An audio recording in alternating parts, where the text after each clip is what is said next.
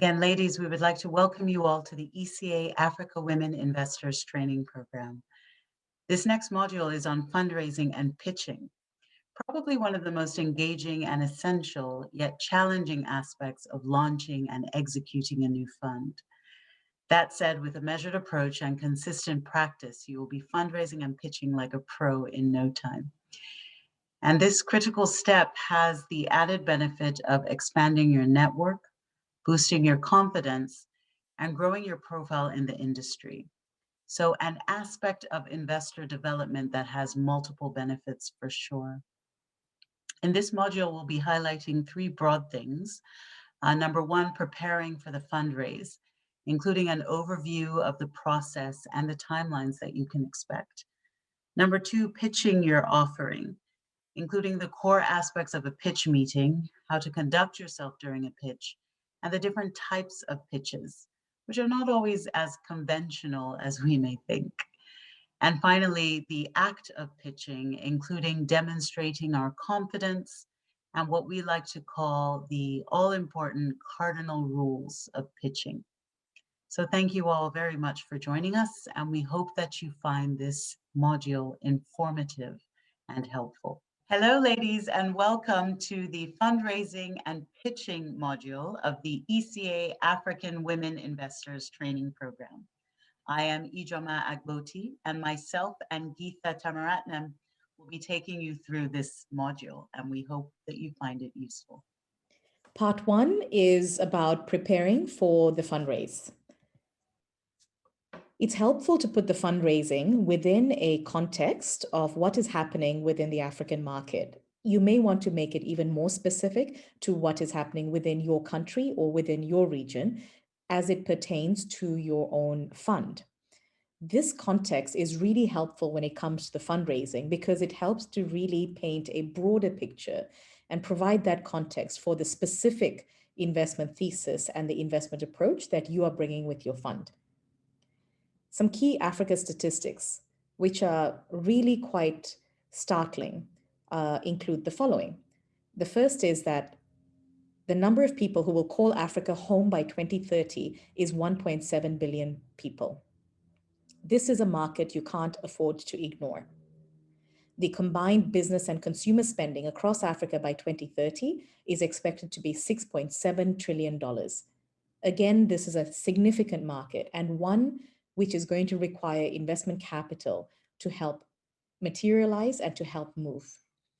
The third statistic here, which is relevant, especially for you as women investors, is that the funding gap between men and women entrepreneurs is estimated to be as large as $42 billion a year by the African Development Bank. We hope that the activities you are going to engage on will help to reduce that funding gap. Some key private equity and venture capital statistics about Africa also come into play. By mid-2020, there were only about 150 active fund managers across Africa. Clearly, more are needed.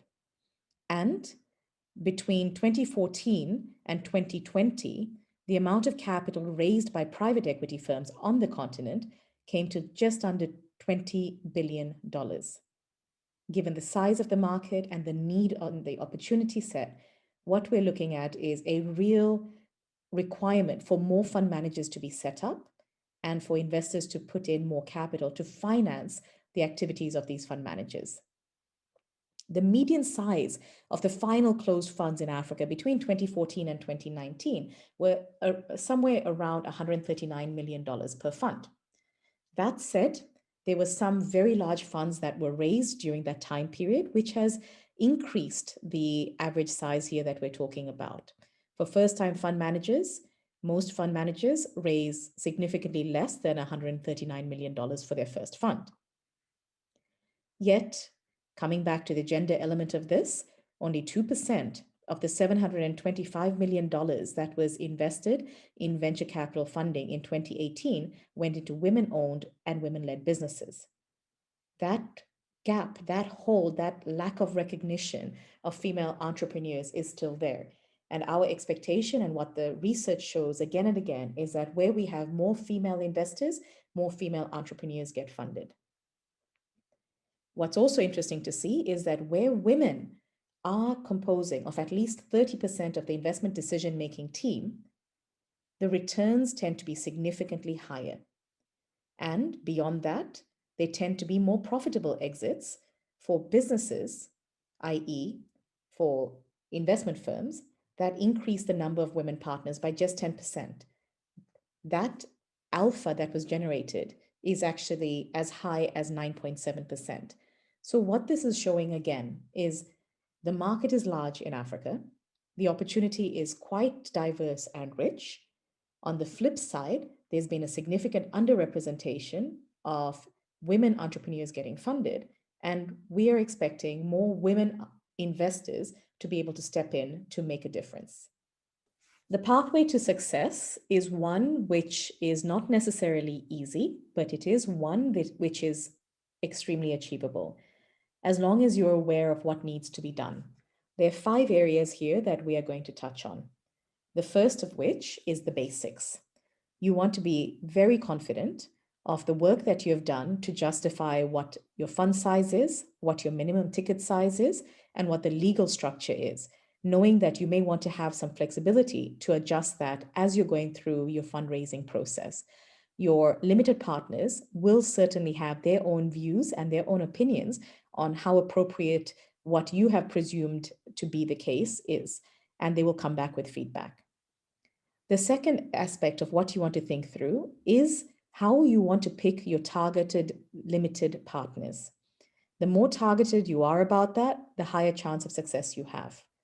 The first step there is you must screen your market.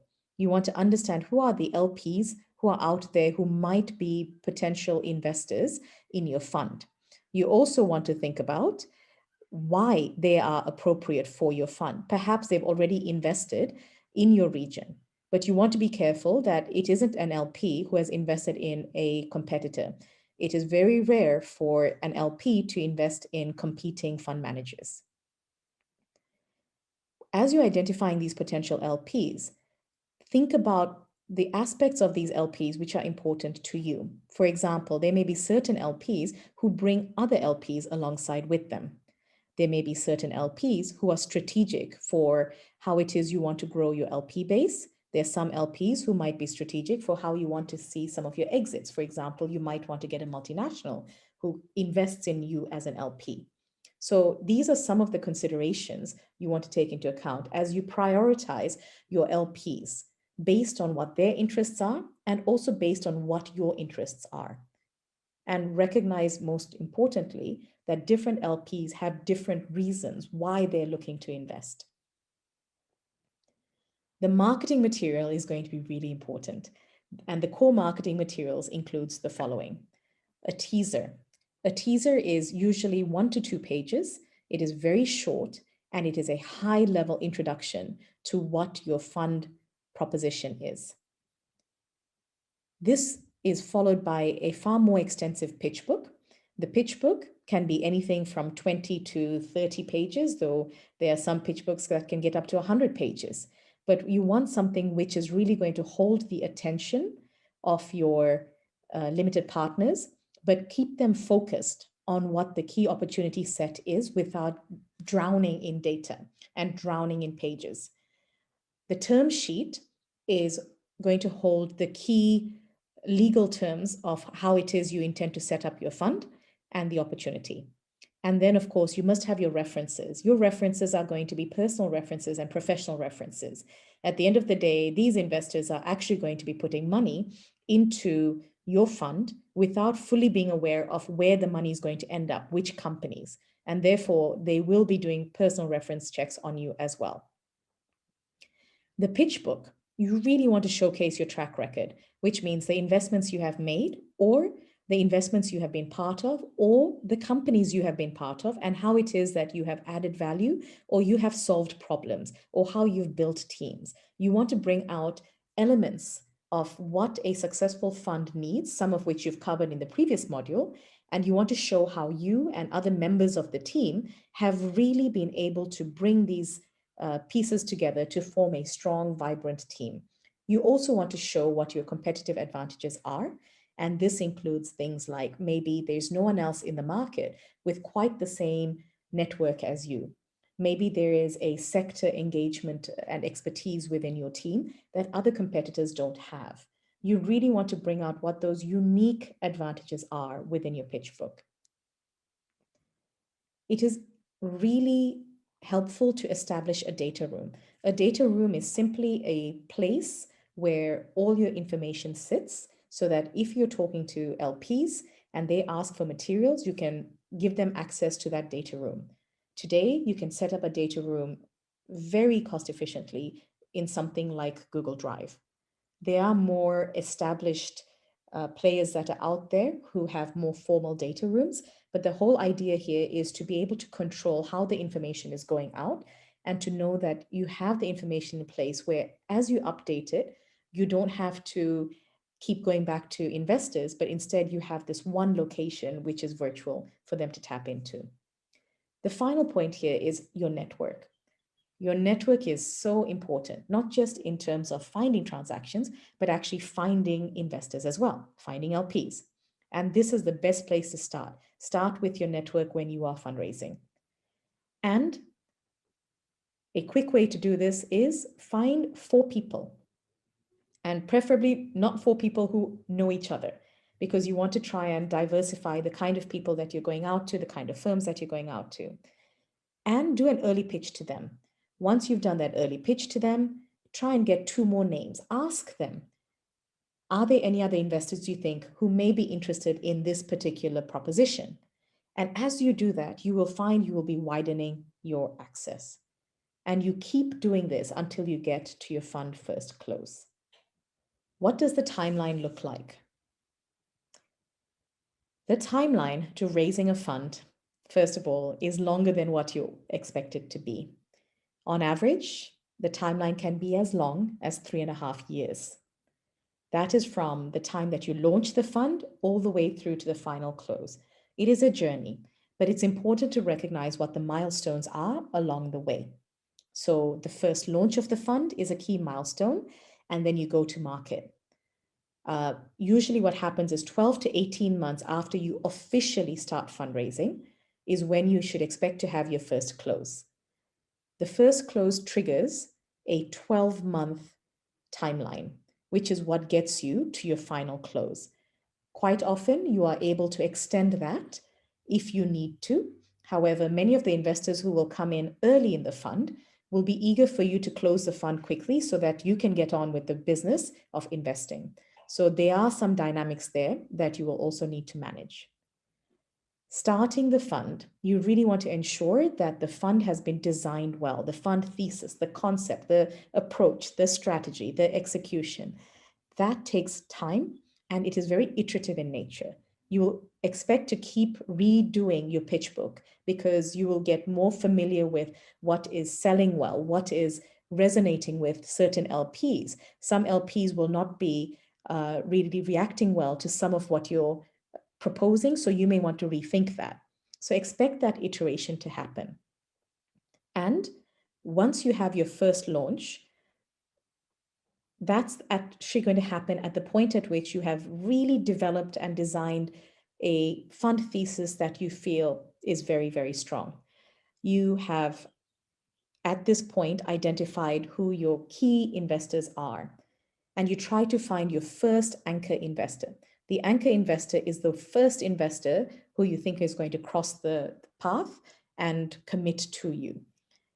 Getting that anchor investor to make that commitment very early on is very important because it gives a signal to other investors that it is a viable fund because there's already one investor who has made that commitment. You want to spend this time preparing and really confirming the marketing materials that you have put together. And you want to ensure that you have an operational platform which is appropriate, which means making sure that the operations of the fund manager yourself is something that you've thought through because investors will diligence that as well. Do you have a CFO or someone who is capable of holding the role of a CFO? What kind of operations do you have? How are you thinking about how you're procuring staff? How is it that you're thinking about having a physical office? Things of that sort. From there, you go to market. When you go to market, you need to develop a roadshow plan. A roadshow plan, quite simply, is a plan of action where you're identifying who you want to see.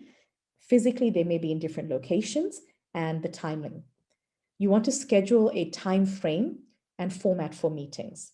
Sometimes you may want to have half an hour meetings associated with conferences, or you may want to have 1 hour meetings if you can get to people physically. In this day, you may want to ensure that most of your meetings are online, in which case you may want to adjust this because some people are feeling fatigue over Zoom calls, for example. So, how can you come up with a plan which allows you to present your proposition and ensure that you have a time frame? Because otherwise, you soon start to fall behind if you're focusing on just what the next 2 or 3 investors are looking for. You want to assemble the relevant team members.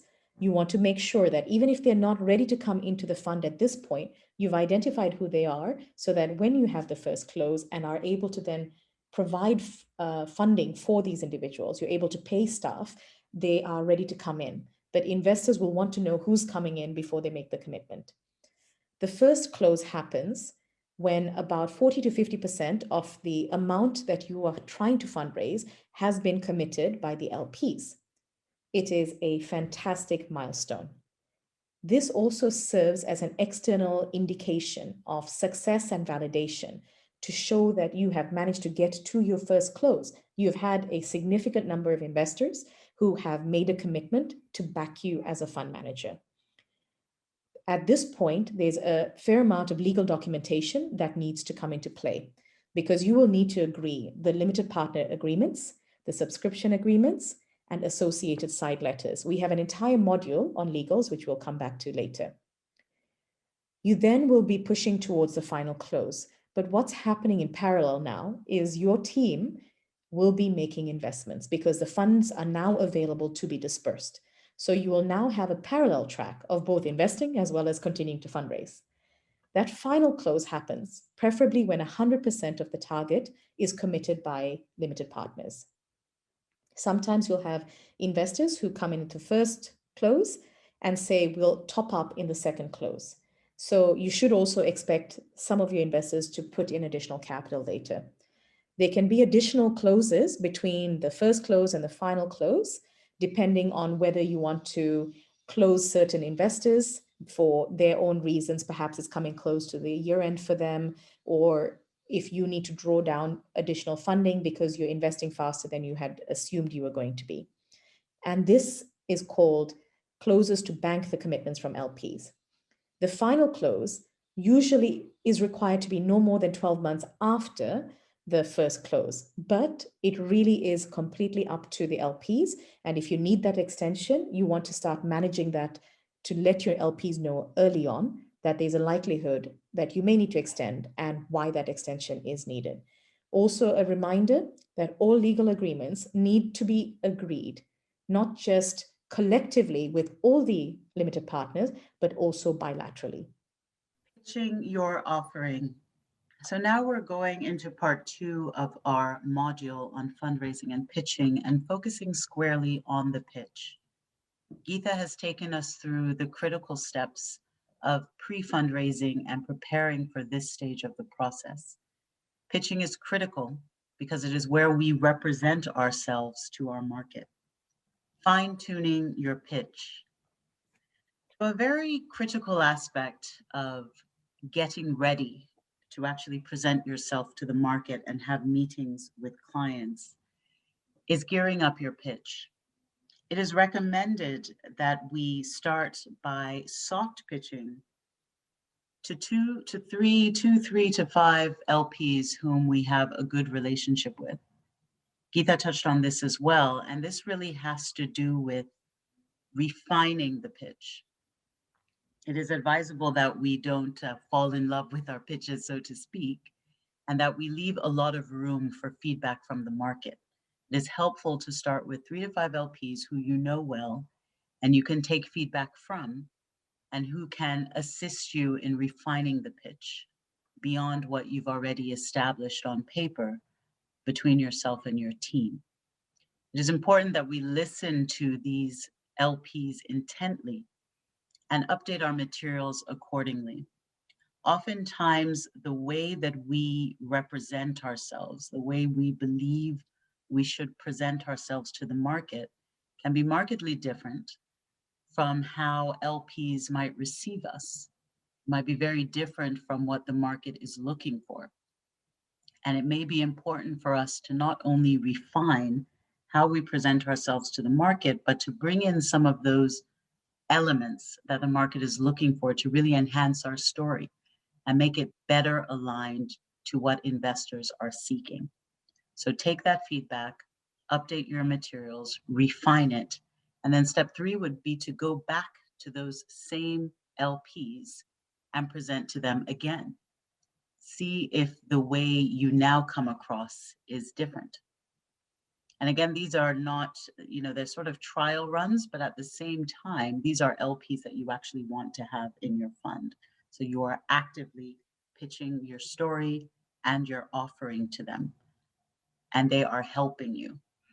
And, LPs in our market are actually quite willing to offer this type of assistance to prospective GPs, particularly the types that are represented here. Women LPs on the African continent are some of the most underserved investment managers on our continent, and some where there is quite strong will from our LP community to support and uplift. So you will find sincere willingness on the part of LPs to provide you this type of assistance. Point 4 here, your pitch is always evolving. This is what I mentioned about not falling in love with your original pitch. It's very, very important to walk into this stage of the fundraising process with a very open mind.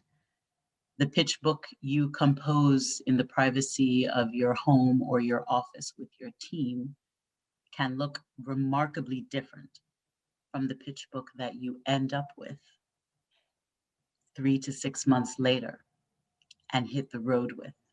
And we must be very, very open-minded to changing the way that we represent ourselves, our teams, and our stories. It is more important to deliver to the market what they are seeking than to impose upon the market what we think they should be seeking. It makes a big difference between raising a lot of money and raising no money at all. So I think it's very important to keep track of the feedback that you're receiving from these LPs. Use that feedback to refine your pitch and be in a continuous loop of refining the pitch until you get to the point that is most acceptable to the market.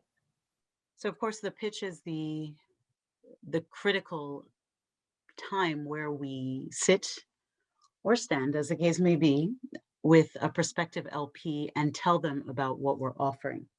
So needless to say, it is one of the most critical aspects of our fundraising process, because this is when we truly get to communicate what we are bringing to the table. So we've divided this section into about 5 subsections, which I will go through briefly. Number 1, the greetings and introduction to the pitch team. So this is the start of the pitch meeting. It may be a long meeting, it may be a short meeting, but it goes without saying that it's essential that we greet one another and we introduce one another, both sides, and agree the agenda collectively. What you might hear me say a few times in the course of this page is that this meeting really belongs to the LP.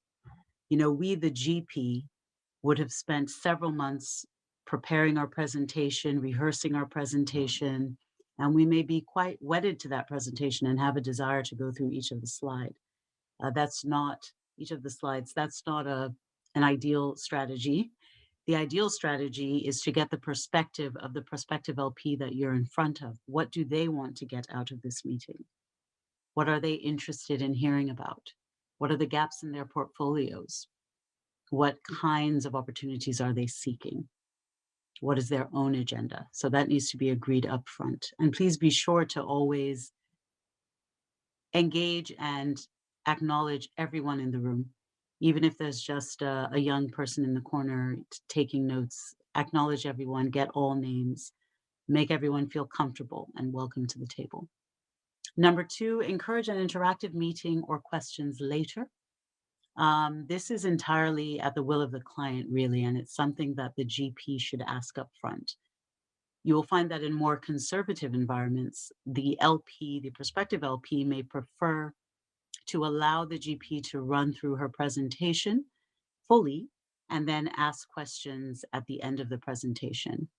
In more typical settings, the prospective LP will be open to chiming in the middle of the presentation and drilling into specific questions, and that's a more interactive meeting, which can be quite effective. Understand the client first, and someone should take notes. Please don't take taking notes for granted. We should never expect that we're going to remember all the details of the meeting and all the most important points that have been raised, the questions that have been raised, and the follow-ups. And I think questions are very important to note, even if you've answered them entirely during the meeting, because it tells you something about what the client is interested in and concerned about. Number three, present the core fund summary slide, accessing other details as needed. It is very okay to spend the entire meeting on just 1 or 2 pages. If you've got a 30-page deck and you're trying to get through every single page, you may end up getting very bogged down with detail, and nobody really gets any information about what you are proposing. So feel free to stay on your summary slide, hitting all the salient points, and allow the investor, the prospective investor, to ask questions. And start with your competitive advantages. That's really important. LPs see so many GPs every day, every week, every month. What they're really looking for is, how is this person, how is this fund, how is this team different from the one that I met yesterday? If it sounds like all the others, they don't even want to waste their time. Number four, cover additional slide based on the LP's interest in body language. It's related to what I've just said. You will find that the LP gives off a lot of cues just based on their body language, what they ask, and where they seem more interested or less interested. And ensure that all questions are given direct answers. It's very easy for us to fall in love with our pitches, isn't it? And just want to get all the information out. And then the client asks questions, and those questions just get skimmed over. You're better off spending an entire meeting just addressing a critical question from that prospective LP than spending the whole meeting going through a bunch of slides that the LP doesn't really need to hear, when they really just have 1 or 2 critical things they're trying to get out of you. And finally, number five, determine what their range of investment ticket may be and agree follow-up items and time frame. These are 2 very important closing points in any pitch. You absolutely want to get as much information as you need for your fundraising planning and understand where and how this LP might fit into the fund, if at all. And also, you want to be very clear on the follow-up items that you have to circle back to the client and in what time frame they can act. Certainly, some prospective LPs need a lot more time for their diligence and process than others. So ensure that these items are agreed and noted at the end of every meeting. There are different types of pitches you want to be prepared to provide. The first one is the impromptu pitch. This can be 2 to 5 minutes in length. This pitch is really aimed at opportunistic situations when you find yourself introduced to an LP, but you have a very limited amount of time in which to get this LP aware of what your product is, what it is that you're doing, and you want to do this in such a way that they will come back for a longer conversation subsequently. So don't try to fit everything into this impromptu pitch. It's salient points. Stick to the salient points, especially what the fund size is, the geography that you're covering, the various sectors, and any key differentiators, as well as information about the team. You want to have the LP walk away from this quick pitch with a clear understanding. Those 60 seconds of, if there's nothing else they remember about you or the fund, these key aspects. You want to ensure that there is a follow-up point from there. You don't want to leave it as an open, hanging conversation. but rather agree what that next follow-up could be. Perhaps that could be that you're going to provide them with the summary pitch document. You might have that printed, or you might want to email that to them. You might want to have a follow-up in terms of a touch base a few days later or a week later. Just make sure that that impromptu pitch has something that is going to continue on from that. Another type of pitch to be prepared to provide is a conference pitch. Pre-COVID times, it was very common for aspiring fund managers to meet LPs at conferences. Many conferences attract LPs from different parts of the world, and it's an efficient way to meet multiple LPs without having to extend yourself to go to multiple locations. The conference pitch tends to be quite short because these LPs are seeing one fund manager after another, and it can start to blur into each other. So you want this 10 to 15-minute pitch to be very targeted. You want to schedule time weeks in advance. These LPs are high in demand at these conferences, and you want to get prime spots. It's better to get spots earlier on in the day or right after lunch as opposed to late in the day. And you want to use this pitch really as a first summary pitch, knowing that you will have the opportunity to follow this up later with a more detailed pitch. Again, this is a pitch which is intended to introduce yourself and the proposition of the fund to these LPs. You want to augment this pitch with other ways of engaging with the LPs via networking, via social activities, all of which are very common activities associated with the conferences. The third type of pitch is the full pitch. Here you want to try and get this down to 1 hour, but you want to be really prepared for this. It is as formal as it gets. Carry plenty of well-printed pitch books, and you don't want to overwhelm the LP. Take at least one person in addition to whoever is pitching, if you're able to, and make sure that you are engaging with each other in providing the pitch. Do be mindful of time. It passes very quickly, and you want to make sure that you allocate time at the beginning of the pitch to properly introduce yourself and to ensure you agree something as an agenda which works for both the LP as well as yourself. You might find that the LP wants to focus on other things than what you had presumed that they would want to focus on. And you want to hear that at the beginning of your pitch. You also want to make sure, again, that there is a follow-on after you complete the pitch, which means agreeing what the next steps are and not leaving things hanging. This full roadshow pitch can feel quite intimidating. However, there's nothing that's going to get you there as much as a lot of preparedness. Practice, practice, practice. You also want to listen and be really open to feedback.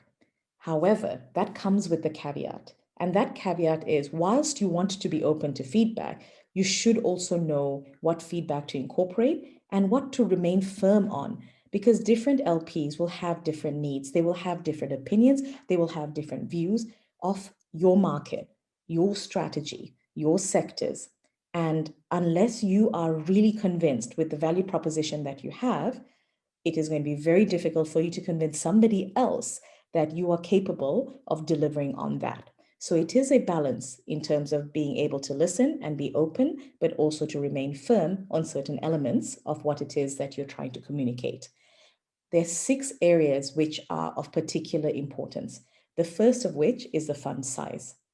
The fund size is one of the hardest things to get right because there isn't a get right really about it. The fund size is what you are allocating and deciding is going to be the size that makes sense given a variety of variables that we have discussed in the first module. When you are presenting this in the pitch to your investors, you want them to understand the logic of how you got to the fund size that you have there, as opposed to putting it down as a done deal. Do explain the rationale of how you got there. In terms of the sectors, increasingly there is a focus where LPs like to see fewer sectors that are covered and some degree of specialization. However, there are plenty of generalist funds that are still out there. Again, you want to get into the rationale when you're pitching as to why you've selected these sectors, and you want to go into some level of detail which shows that there's a deeper understanding that you have of the sectors that you've chosen, as opposed to these just happen to be the same sectors that everybody else is doing. The strategy, we have an entire module on the strategy because it is that important. And it is hard to try and communicate a strategy that you've worked on for many months with a lot of analysis in a short period of time. However, you must try.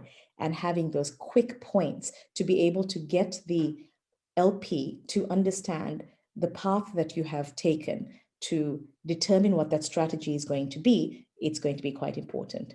The pitch itself needs to be something which is fixed in its approach. However, per the previous slide, you are listening, you're getting feedback. This pitch, however, is something that will evolve, and you will want to adjust your pitch book as you hear back from investors. And you may find that certain aspects of the pitch book resonate better. Certain aspects of the pitch book may always be confusing to the LPs you presented to. So you may want to revisit that to make it clearer or to try different approaches. The team is super important, and you want to show with warmth and with experience what it is that this team brings to the table, and more importantly, how they work together in how they're going to deliver and execute on this fund. This is something which the LPs are listening for overtly, and it's something that they're quietly observing as well. So be careful with what it is that you're saying, because they're also watching how you're treating each other via email as well as physically when you are in the same room. The final part of this is the timing. LPs have their own timings, and that includes chunks of time associated with common holidays in the regions of the world that they're from.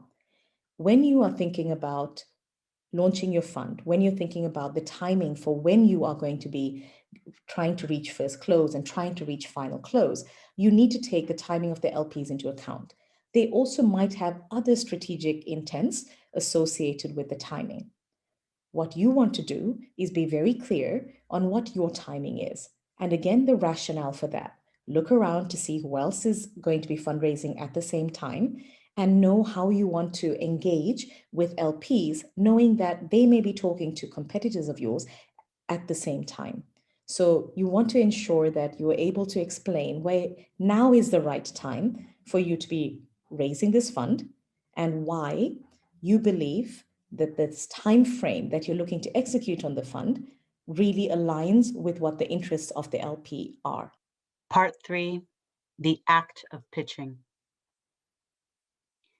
So we have spoken about the pitch and what we need to remember when we're preparing for our pitch, the different types of pitches, and about listening and being open to feedback. Let's talk a little bit about the act of pitching and some critical things that we have to remember in the course of pitching to prospective LPs. Starting with body language and being confident. I'm sure we've all heard it said that only about 7% of communication is what you say. Everything else, that's a good 93%, is related to your body language, how you look, what cues you send to the person on the other side. And that includes how we dress and how we engage the other party. So let's talk a little bit about that. Dressing for success. Obviously, it goes without saying that if you are pitching a fund or anything else for that matter to an audience, you have to look the part. Look like you've come to be serious. Be formal.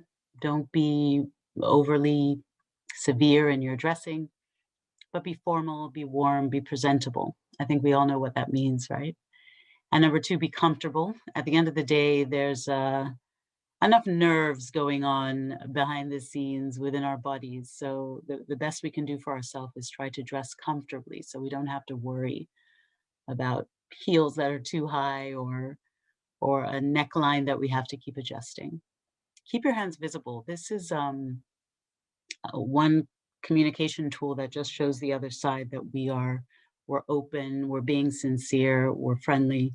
I think that's an important thing to keep in mind when we are pitching to a prospective LP. Keep a strong posture, sitting up, not slouching. This says a lot about our confidence. This says a lot about our sincerity in what we are offering. And that really does mean a lot in the course of a pitch meeting.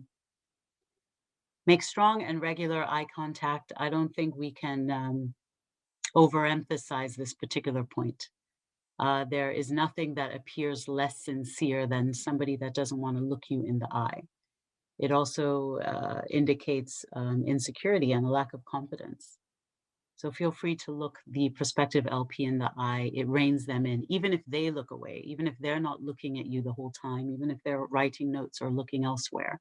You maintain that line of contact. Look down at your pitch book when you have to, but re-engage with that party and try to give equal eye time, for lack of a better way of putting it, to all the parties on the LP side of the table if they're engaged in the meeting. I think I mentioned this previously. I acknowledge everyone in the room on both your side and their side. Everybody is in the room for a purpose, even if it's not, the lead partner on either side. Please acknowledge everyone in the room. And number 7, people remember how you made them feel, not what you did or what you said for that matter, right?